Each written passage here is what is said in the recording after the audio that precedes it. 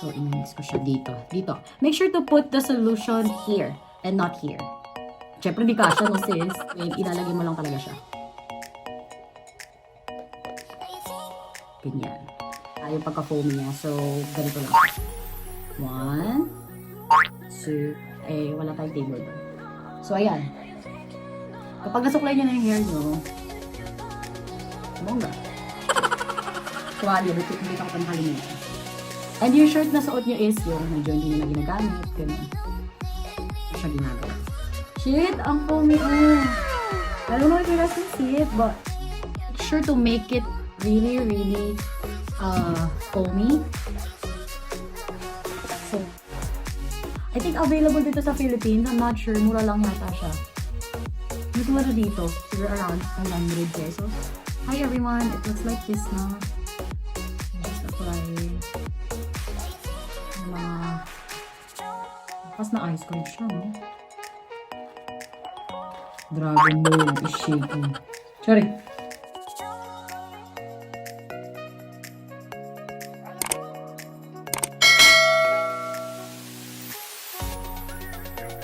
Hi everyone and welcome to another episode of #vlogging. Sobrang excited ako to share with you guys this product because this is the first time that I'm gonna color my hair by myself kasi I usually color my hair naman pero sa salon, basta hindi sa sarili ko. And this is also the first time that I'm gonna try a Japanese product. So, if you guys want to know more about it and if you are interested, just keep on watching. Okay, so as you can see, yung hair ko, nag-grow na yung black hair ko. So, ayan na siya. Bumaba na yung hair color niya. Last na nagpa-color ako sa salon pa sa Philippines because most people know that Japanese salons are very expensive. It costs around 10,000 yen, which is around 5,000 pesos sa Pinas. And sis, sa Pinas kapag ka 5,000 pesos, may treatment na and all that. So, perfect na ng hair mo kapag sa Pinas. But here, it's very expensive. So, this is the first time that I'm gonna try this product. Ayan siya. So, I'm not sure if you guys can see it, but this is Liese hair color. It's very famous here in Japan. I've seen a lot of good reviews about it. And this color is marshmallow brown yata. It's not milky brown. This is marshmallow brown. If I'm not correct, please tell me. So, ayun. This is marshmallow brown. And actually, na-open ko na siya. But for today, I'm gonna show you guys kung ano ba yung itsura and ano ba yung mga laman niya sa loob. Okay, so pag inopen mo siya, very simple lang siya. It looks like this. First laman niya is the Agent 2 solution. Ito yung pang color, which is hindi mo dapat flip kasi ito yung foamy solution niya. Next one is this is the pump. Para dito lalabas yung foam. And the next one is the Agent 2 solution. Not sure if it's this Agent 1 or Agent 1 solution. So, ito yung Agent 2 and then ito yung Agent 1. So, i-mix mo lang siya but do not shake it well kasi baka mawala yung pagka-foamy niya. So, ayan siya. Agent 1 and Agent 2. And then after that, wait lang wala akong table. Ito, parang hair treatment niya. Repair treatment. It says here, repair treatment. So, after mong ilagay, i-rinse mo na siya with shampoo and this one. Yan. And then, the next one is, ito. So, all of it is in Japanese, but ito yung manual and sa loob, hindi ko pa siya na-open because i-video ko nga, no? So, sa loob, this is the manual and it has gloves in it na. Yan. So, ang maganda rito yung gloves na hindi siya yung yung nag-move na gloves. So, very fitted siya pag nilagay mo. Yan. So, ito yung manual din. It says all the instructions here and the step-by-step process. So, isa-isahin natin. So, this is the first step. Lalagyan natin yung gloves, no? Oo.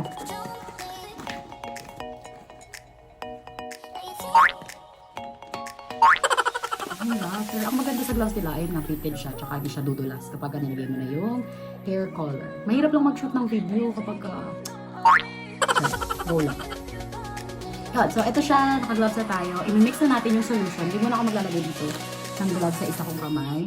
Pero kaya lang din siya may gloves para hindi mag-stain sa ibang parts of your body and baka allergic tayo. So, dapat din pala, for step 1, dapat meron kang skin test. So, ayun, i-mix na natin siya. I'm gonna show you guys, wala akong favorite. So, i-mix ko siya dito. Dito. Make sure to put the solution here and not here. Siyempre, di kasha, no sis? So, open natin. And then, shit, malaglag.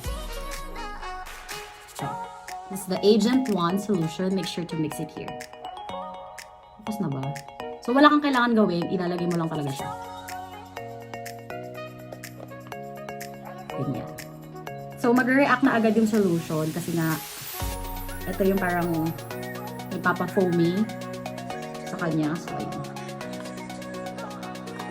Every drop counts. Sorry. So, ayan. This is the first time I'm gonna try this. Hindi pa kasi ako nagko-color ng hair ko by myself. Never pa. So, dito sa Japan, ito-try natin. Kasi maraming good reviews about Liese. Liese? Hindi ko alam yung basa. Liese. I've tried to search about it pero wala. Liese mostly ang basa sa kanila pero yun. Yun. So, okay na. Nalagay na natin. Sabi na natin, no? Oo. Yan. So, ilagay natin to. And then, after that, ilagay mo lang tong cup niya. Okay. So, sabi ko nga, make sure na sarang mabuti. And then, hindi mo siya i-mix or i-shake well kasi baka mawala yung pagka-foamy niya. So, ganito lang siya. 1, 2, 3, 4, 5, 6, 7, 8, 9. Okay, so ayan na siya. After that, ayan, na-mix naman na siya. As you can see, ganun lang siya kasimple. So, kapag very strong yung color, mag-iiba yung color niya. Pero ito, hindi naman masyadong strong yung color na pinili ko. Same lang ng color ko. So, after that, ilalagay mo na tong pump. So, i-change mo yung cap. Change mo yung cap sa pump. Make sure to lock it para hindi matapon doon. Yan. Scientist. Yan. So, maririnig mo naman yung click. Pag nag-click na, ibig sabihin, tapos na siya. Ayan. Very easy. Very, very easy lang. So, kaya-kaya natin ito sa bahay. Okay. So, make sure na to comb your hair para walang tangles. So, ayan. Nagsusuklay ako. Alam, mukha lang din nagsusuklay. So, ayan. Make sure na meron kayong mirror. Ako meron akong mirror. Pero, ang liit lang. So, dapat dun na ako, no? Kaya lang, wala kayong tingin. So, ayan. Kapag nasuklay nyo na yung hair nyo, bongga. So, pag nasuklay nyo na yung hair nyo, very easy. Lalagay nyo na siya. Hindi ko alam kung dapat ko ba itong kamayin, pero sige, wag ko na ilagay ko na ito kasi baka mag-react yung kamay ko. No, ayun. So, make sure ilagay nyo rin itong gloves sa kabila kasi it's safer kung meron lang kayong allergy or anything kung mag-react yung skin nyo. So, dapat din meron skin test. Pero hindi ko nagagawin. Kasi, yun. Diretso na. Laban na agad. So, ayun. May pasok pa ako mamaya, pero color muna tayo. Yan. Hindi ko masyadong kita yung sarili ko dito. Sa lang yan. Kaya ano na. Yan. Ito yung camera naman. So, kapag make sure, suklayin nyo lang ulit. Kasi ako makapal yung hair ko. And mabilis ko ba yung hair color ko kasi mabilis mag-grow yung hair ko. So, ayan. Ganyan siya. Dahil mahal sa salon, dito tayo. Hindi mo kailangan ng comb kapag gagawin mo yung hair color. But, make sure na meron kayo. Tananan! Tuwalya, buti hindi ka pa makalimutan. And yung shirt na suot nyo is yung medyo hindi nyo na ginagamit. Ganun. So, eto namang hair color na to, hindi siya masyadong nagde-drip kasi nga foamy siya. And excited talaga ako i-try kasi I've read a lot of good reviews about it and I've been watching a lot of YouTube videos kung paano siya ginagawa. Shit! Ang foamy, oh! I don't know if you guys can see it, but ang ganda niya. So, yan. Ito na siya. And then you're gonna put it sa hair mo like this. Ganyan lang. I'm sorry guys if I cannot look at the camera kasi nakatingin ako sa salamin. Go. break muna ako sa mga informative videos. Ang kulay naman tayo. Magpaganda rin. Ayan siya. Actually, it's not dripping talaga kasi nga foam lang siya. So, ayan siya. So, make sure to make it really, really foamy. So, apply a generous amount sa hair mo. Wala siyang ganong smell. Para ka lang mag-a-apply ng shampoo. Ayan, ang saya. Para ka lang nag-shampoo. But, yun. Feeling ko mabilis siya mag-react. So, medyo bilisan nyo, guys. Bilisan! Hindi ako ang hirap mag-video. Pero bono. Kailangan marami talaga para yung scalp mo din is nalalagay. Para mo lang siya sinashampoo. Make sure na para kumapit yung tayo. Madami amount. Generous amount talaga sis. Kasi hindi kakapit yung hair. So, mag-sustain din siya sa kailangan talaga. Kapag pala habang nilalagay mo, dun siya nagkakaroon ng smell. Medyo matapang, no? Ano niya yun?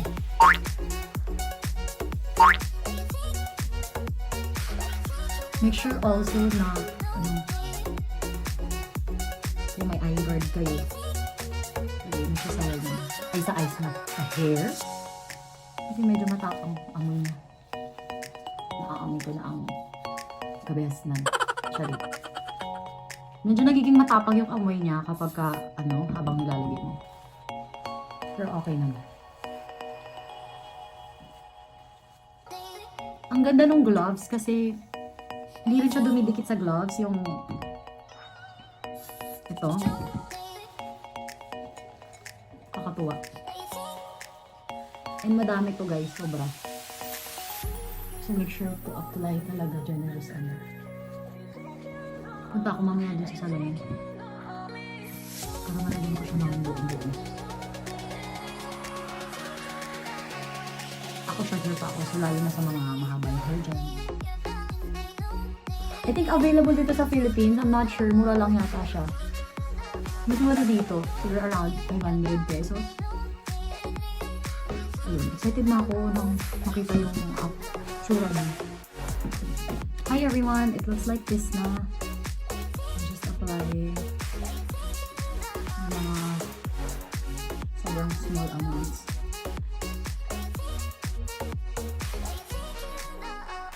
Tapos na ice cream siya, no? Dragon Ball is shaking. Sorry.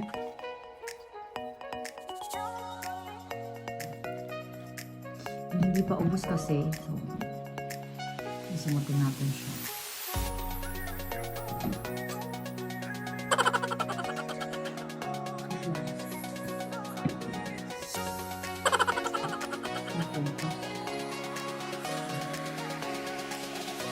Ito, nalalagay niyo yan. Huwag mo yung balat niyo.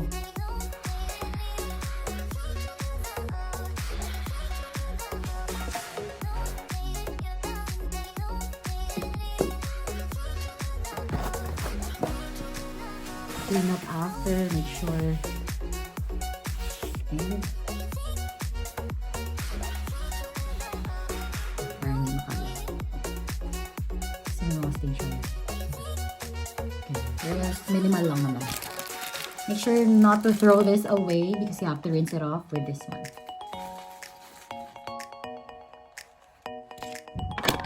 Ito lang yung salamin ko, no? Oo. Right, sige naman. Looks good.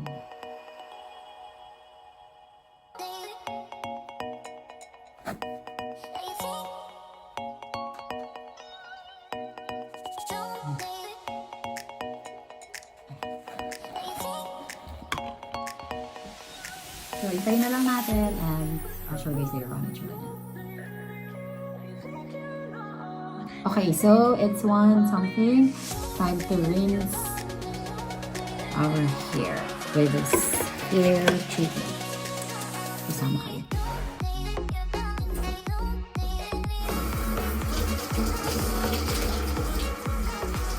Okay, so itsura niya. Hindi ko pa siya na susuklay. This is what it looks like after.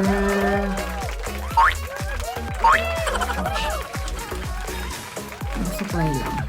Ayan siya. I like it. Medyo nag-tone down yung color ko kasi parang lighter yung color ko nauna. But I like this one better kasi pantay na siya.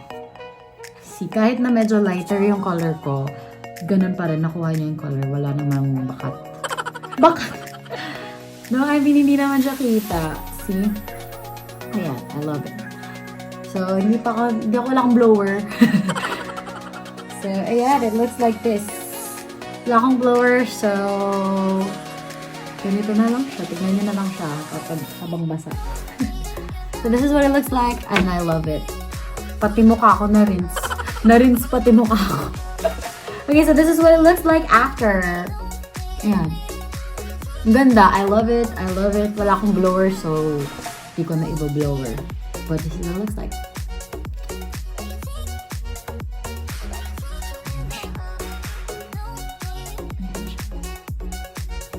I love the color. It's very natural.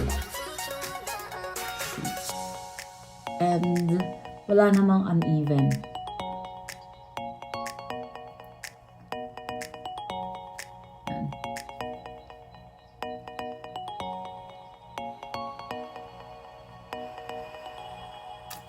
I love it. So that is it for my video for today. I hope that you guys enjoyed it. If you guys have suggestions, comments, message me or comment kayo sa akin. Yun lang. I love it. Thank you for watching. Bye-bye. Papasok na ako. Ganda naman ang hair color ko.